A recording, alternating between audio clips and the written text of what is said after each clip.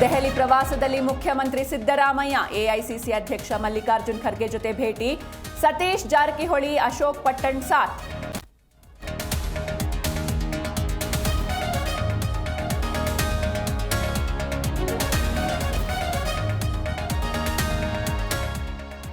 Trump ಹೇಳಿಕೆ ಬಳಿಕವೂ ನಿಲ್ಲದ Iran-Israel ಸಂಘರ್ಷ.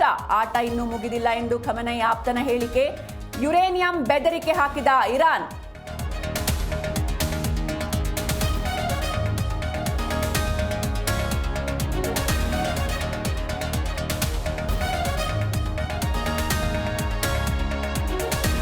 ನಲವತ್ತೊಂದು ವರ್ಷಗಳ ಬಳಿಕ ಬಾಹ್ಯಾಕಾಶದತ್ತ ಭಾರತೀಯ ಗಗನಯಾನಕ್ಕೆ ಸಜ್ಜಾದ ಶುಭಾಂಶು ಶುಕ್ಲಾ. ಹೊಸ ಇತಿಹಾಸ ಸೃಷ್ಟಿಗೆ ಸಾಕ್ಷಿಯಾಗಲಿದೆ ಭಾರತ.